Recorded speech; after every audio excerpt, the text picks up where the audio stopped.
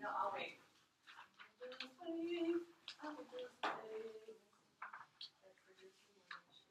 What? Oh, come on. I'll wait. My favorite teaching strategy. No. I hear it.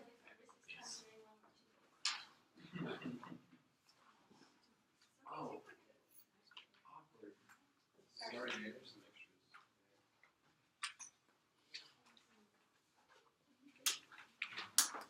Can I have that?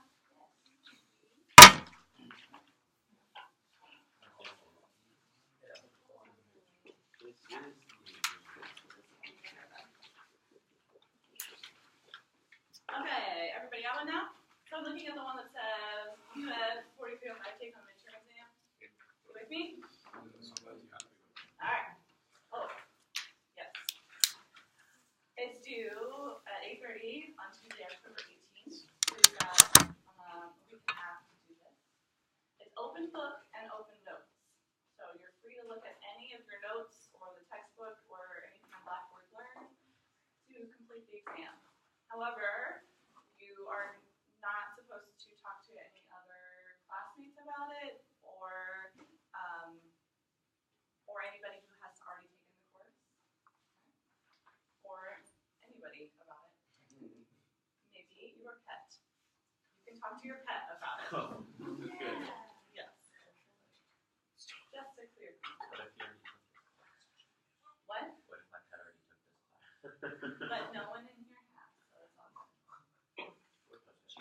It's your pet. What? I was like, so Troy.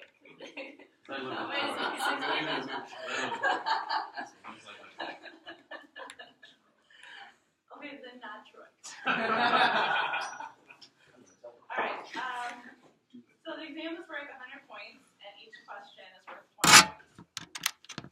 You should answer all of the questions using sentences, and when in doubt, be specific. Not all questions are worth more points than others. Sorry, at one point I was thinking about making some questions worth more than others, and then I didn't, so I changed my mind. So you can just cross that part out. The last sentence in the second paragraph. Please handwrite your answers. Actually, I'm okay with typing. Okay. What? I was thinking about having you handwrite your answers, but I was just now thinking about how much I hate handwriting. Actually, I like handwriting. It just takes too long. There's no spell check. And there's no spell check. Yes. Yeah. So we can talk about. You said they're worth 20 points apiece, but there are only 4 questions. Yeah, The first two say they're 30 points. 30, but then you said that. Oh, so then I did change it. I did this really late at night the other day. Okay.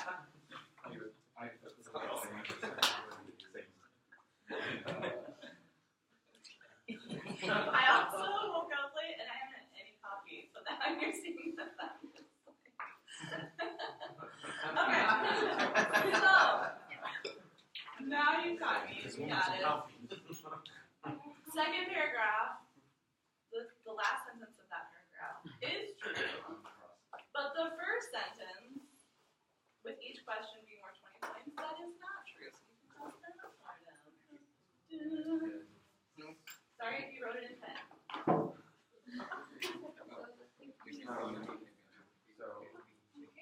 So cross out with each question being worth 20 points.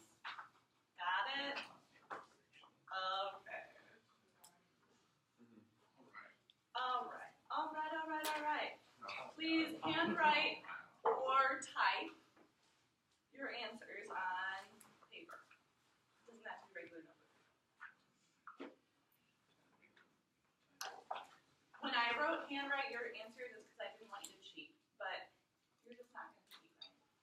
No, I have to sign this agreement. You do have to sign that agreement. Yeah, I didn't sign it. It's illegal. Okay. Do me a favor. Write a number beside each answer in your when you fill it in, so I know exactly which number you're talking about. And if it's more than one page, which it might be, staple it. And make sure you type your name on there, because some of you don't do that when you submit assignments, which is baffling to me. first thing I always do is put my name and like what I'm doing and the date up in the corner. Did anybody ever teach you that? I did. Okay. Put your name on your paper, people. Alright. Oh, but I said put your name only on the back of the exam. So I can read these anonymously. So I want you to put the name on the back. Oh. See, look at that. So don't put your name on the top.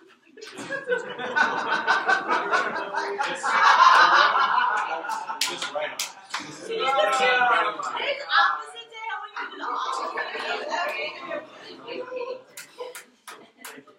Okay. So we At can't this point, all I can do is So we don't can we just move on? Put your name somewhere on the paper. That's all I do. One of those days, apparently. Down to the questions. You ready? I think these are good. I'm going to try and not mess this part up for you. Alright. Number 1. Describe how you could use the song Skip to My Lou, which is on the back, to teach at least one tonal objective in each of the following levels of discrimination: oral, verbal association, partial synthesis, symbolic association. Identify the learning objective that you could teach at each of those levels that I just listed, and briefly describe how this would be implemented. So when I say briefly describe, it's a couple of sentences for each of those levels, each of the stages. Okay? Questions on that one? Number 2, describe how you could use the song Mi Caballo Blanco, also on the back, to teach at least one rhythm objective in each of the following levels. Identify the learning objective for each level and briefly describe how this would be implemented. Number 3, define each of the following and describe why and how they can be used by a music teacher in an elementary music class. The rhythm prep sequence, a rote song teaching process, student input, and a singing model. And when I say singing model, I mean what is an appropriate adult singing model for children.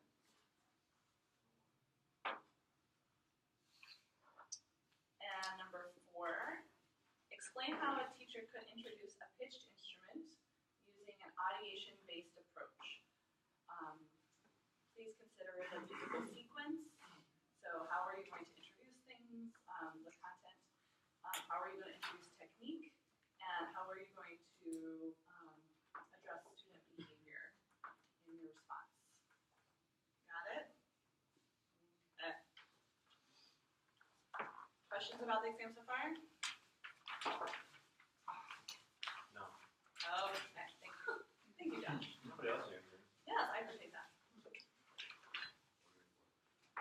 So now take the other paper, this is the agreement.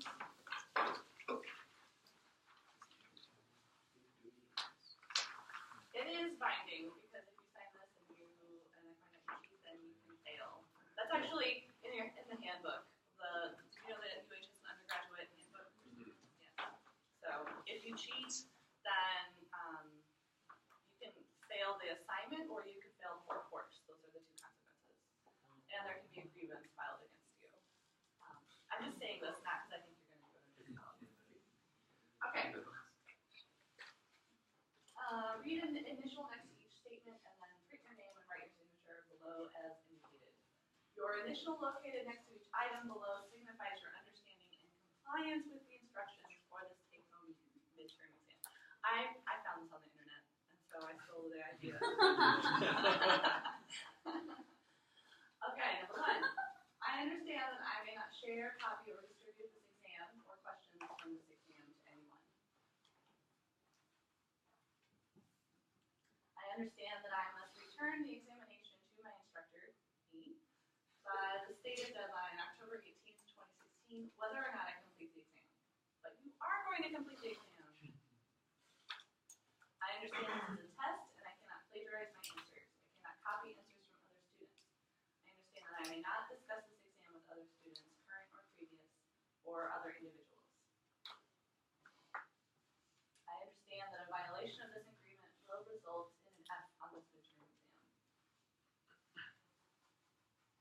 So in all seriousness, I mean,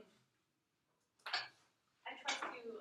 I just don't. I want you to show me what you know. Okay, and that's the purpose of this exam. So just to apply what you've learned. And challenge yourself to do your best. And so that's. I'm just doing this because I'm serious about it. Okay. I don't want to fail anybody. I have failed people before. I have high expectations for you. So, once you have signed and initialed everything on this paper, please pass it this direction. And Raymond, will you please take out stack? Keep a lot of the directions and the questions.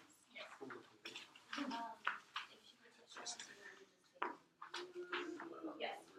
You can discuss and tell her to email me. And if you have questions when you're doing the exam, feel free to email me or come by my office or whatever.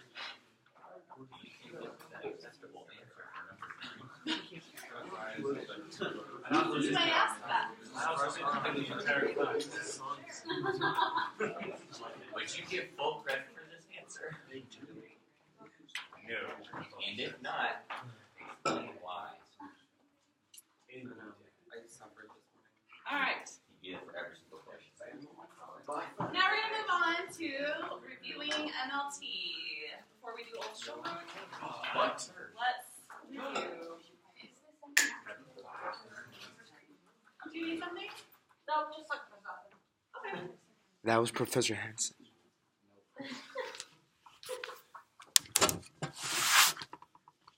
Hello, I'm That's for you. That's my dance for you. I'm putting that on Snapchat. Okay, turn to some people next to you and discuss who is the founder and what is the country of origin for music learning theory. What are the goals and values? Yo, hey, not yet. I haven't even said them all. What are the goals and values? And give a summary of the learning sequence. And go.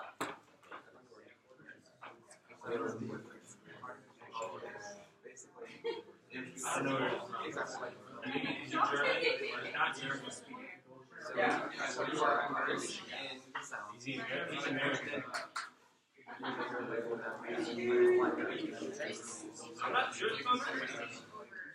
Okay, we have magic of the internet.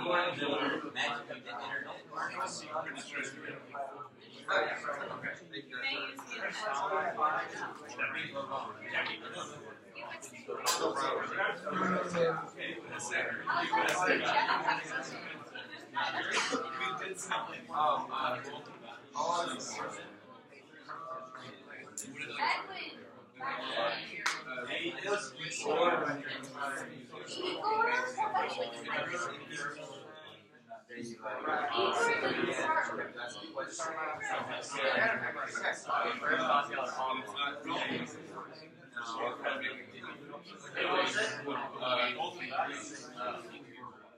Why did you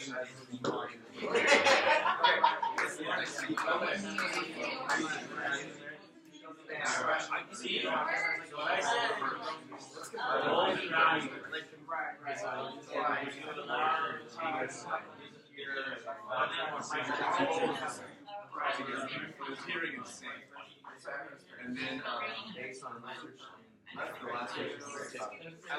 If you have to learn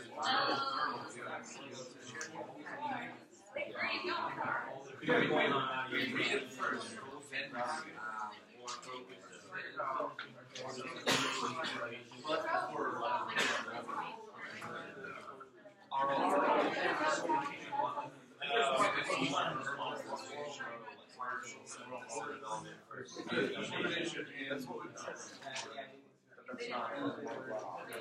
Yes. it is and the same thing.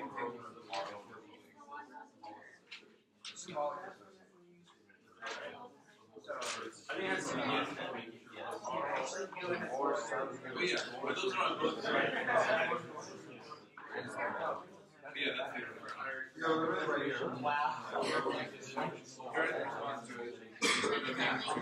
it. I coach racing. Figure out the difference. And then you create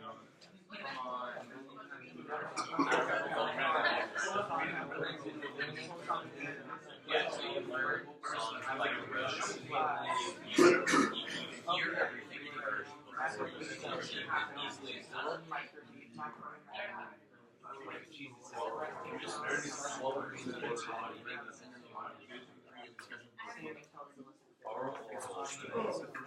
Okay. Time's up. Let's see what you figured out. You got everything. Oh, who's the founder? Gordon. Edwin Gordon.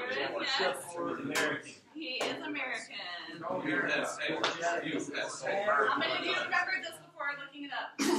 Okay, good for you. What is the goal of music learning theory? To develop comprehensive music understanding. Good. Yes, develop comprehensive music understanding. Very good. But using your audiation. Getting good.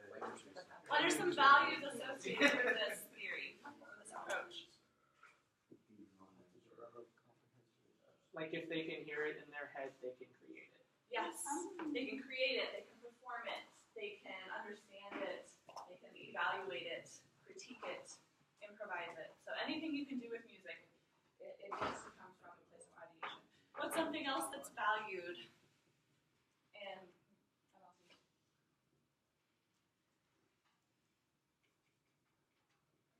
The development of literacy, like in the same way that you would learn a language. It's the Absolutely. So development of musical literacy in a broad sense, not just reading, but having a functional understanding of music as a language. Just like in order to be literate or fluent in English, you have to have a big vocabulary, you have to be able to converse with it, as well as read and write.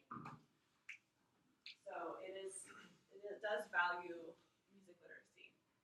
And it is connected to language acquisition. So it follows similar processes. All right, learning sequence. What happens? Yeah. We didn't quite know. I mean, I feel like we did two approaches to this because there's the road, which was listening, speaking, thinking, reading, and writing. Yes. But then there was like the verbal association. Yes. Whatever.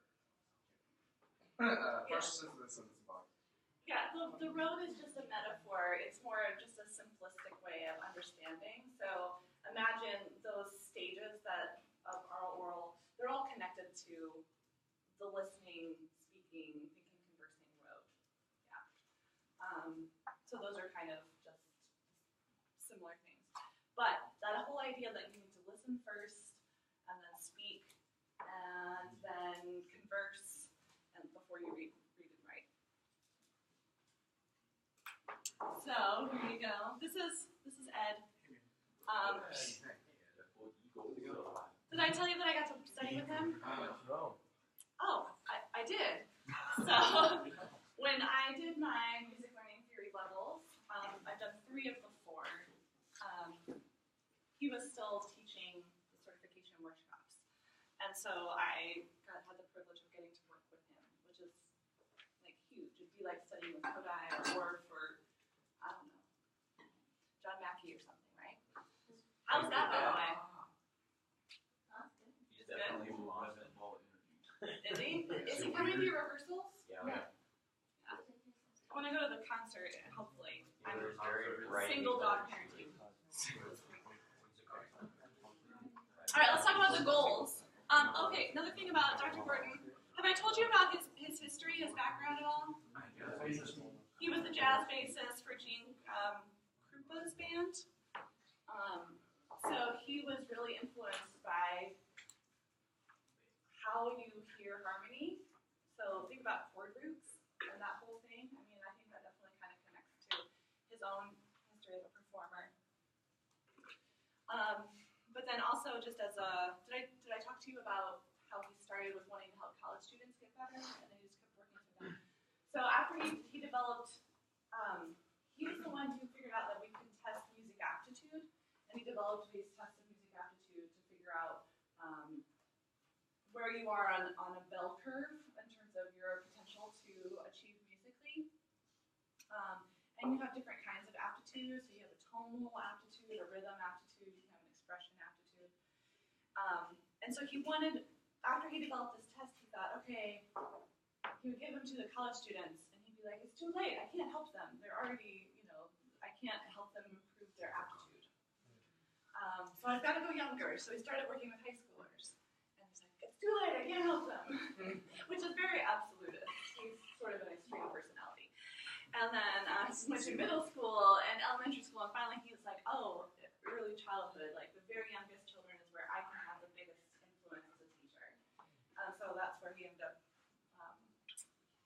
doing a lot of his research. So his theory is a K-12, it's a lifetime learning. It's not necessarily just an elementary approach, which is different than the others. Is he still alive? I know it's not that. Oh, no, he died a year ago. Yeah. Wait. Yeah. So you just said it was K-12. It's not actually K-12. I mean, it's K-12 in terms of how it could be implemented in public schools. Kodai and Orff were both created for elementary music, just for children, whereas his theory wasn't developed for any particular age group. He believes that you have a musical age, not just a chronological age. So you could have high schoolers who are at the oral level of learning because they just haven't listened enough, they haven't spoken enough musically, and so they just need to listen and absorb. Those are going to be those kids in your marching band who can't march, who can't keep a steady beat yet. Rhythmically, they're at the oral level of learning, and so you need to provide lots of listening and flow experiences for them to help them develop that sense of beat. Or they're just going to end up trying to desperately follow the steps of the person in front of them, right? So you could have students at any age being at these different levels.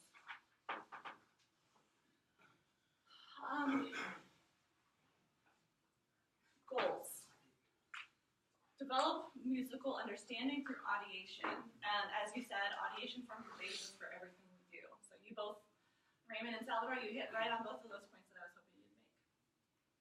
Okay, learning sequence. One of the things that really convinced me about music learning theory was that this is the only approach that started and is based in research. The others came out of just sort of wanting, it was before we knew as much about research, so it wasn't that they weren't thoughtful or theoretical or anything like that. It's just they came from an earlier time, bless you, they came from an earlier time when we didn't have the same knowledge about how people learn that we have today. And so Dr. Gordon thought about things from previous approaches like Kodai and Orff and Dalcroze. He thought of, but then he also researched findings in general education about language acquisition and from psychology about how the brain develops. And it was from there that he developed his theory and applied these theories to music.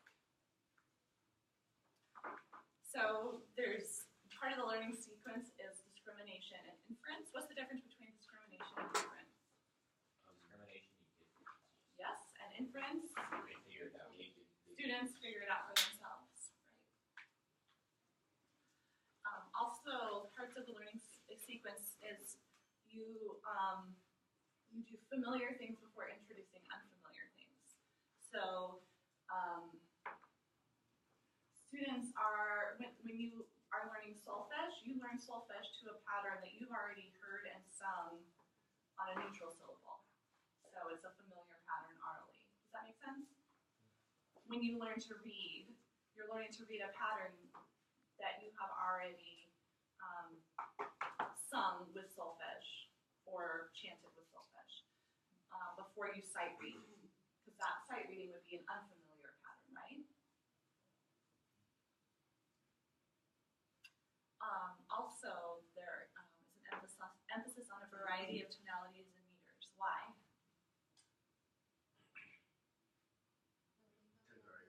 to build a larger vocabulary. Absolutely. We know what something is by what it is not, or by trying to fit it into existing schemas. So we need to have lots of different schemas for things. And then more specifically, the pitch development. And rather than single pitches, focusing on one pitch at a time, which you'll see in a little bit, that's what some of the other approaches do. They add one pitch at a time. This is focused more on patterns, which is similar to sort of sight words in reading. So Debbie talked about reading sight words in your reading in the content area class? No? Did you ever talk about sight words? What do you mean by sight words? So there's two approaches to teaching reading, and both are important. One is like a phonetic way of reading, where students sound out every word, versus sight words, which is you just recognize cat as a word. Yeah, Okay. they call it that. What did they call it? They call it the phonetic way decoding, and the sight words is recognition. And recognition. Okay, so I have dated language. Or maybe For that. What? I think I'll Okay. So this is more of you want students to not just, and some of you were kind of doing more of a phonetic type of approach in your peer teaching where you said, okay, this is me, what's this note, what's this note? But also seeing this pattern, oh, that's so me, no. You can just see it and you know what it is. Which is probably some things that we take for granted because we've been reading so long, but we can help kind of students just read those patterns really quickly. It's faster for them. Also, a key thing is that it's diatonic music rather than pentatonic music. And then rhythm development is 2 to 4 patterns featuring macro and micro beats as well as divisions and elongations. So that would be like 16th notes or dotted notes or half notes, things like that, that are found in both usual and unusual meters. Okay, got it? So that's where we've been. Do you have questions? You mentioned diatonic music as opposed to pentatonic. Can you expand on that a little bit? So in some of the other approaches that we're going to be learning about, they focus on more pentatonic music with less diatonic music. Okay. So here we can use pentatonic music, but we also use like the full scale and different notes and things like that. Okay.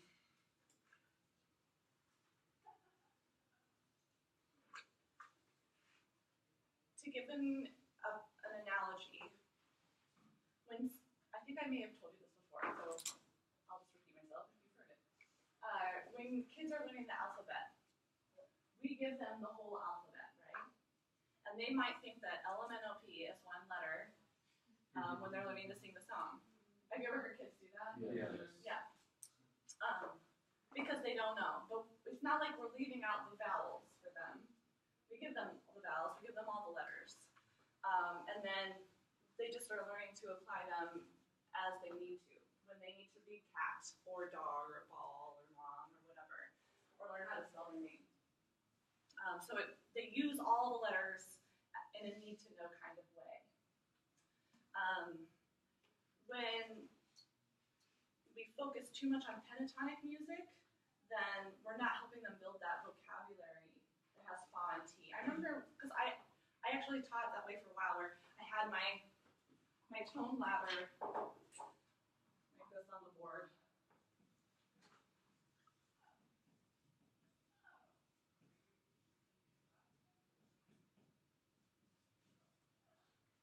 And my students would be like, when are we going to learn fa? And I'd be like, well, we're going to learn that in 4th grade. And then I just, after a while of reflecting, I'm thinking, well, they sing songs with fa in it. You know, like, why can't they know what that is or experience it? Maybe it's a little bit of an oversimplistic way of thinking it, but, you know, students can experience all of these. And what makes a scale sound like a scale is the half steps. So if we leave out the half steps always, then sure, you can improvise and never make a mistake, but you're also not really getting a whole sense of diatonic music. Does that make sense? I don't know. feel a little bit like I'm a salesperson. I want you to come to your own conclusions about these different approaches. I've taught ORF and I've taught music learning theory, and I found that music learning theory is more effective. Most teachers in Texas, I only know in the Houston area, that Mr. Fountain is the only teacher that I know of doing MLT in schools, because it's just not down here. Actually, in sort of the DFW area, there are teachers who use it more, because there's another UT Arlington. They do MLT in their elementary Memphis classes. So there are some teachers there that are using it. But just for the most part, most people haven't even heard of it down here. And so it's not that one is better or worse than the other. I'm just trying to tell you that this is what exists. Yes. Okay. And I'm not bashing any of the other approaches. You should make this decision for yourself. And I also encourage you to get certified in multiple levels. So, multiple approaches, rather. Oh, let me say one more thing about getting certified. There are certification workshops for music learning theory all over the country. There aren't any in Texas, unfortunately. We're working on getting that started. I'm a part of the MLT National Association. So if this is something that interests you, I can direct you to the website.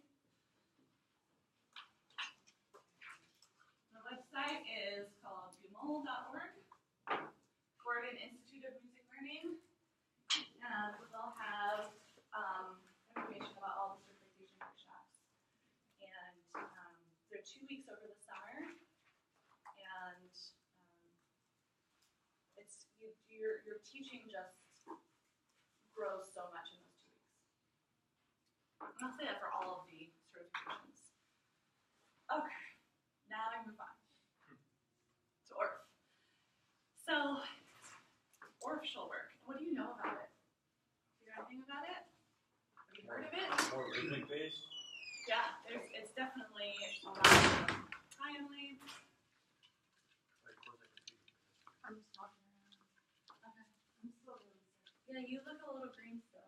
I'll be honest. Yeah, just why are you here? I can't afford to miss this class. I just can't. Okay, well, don't breathe on us.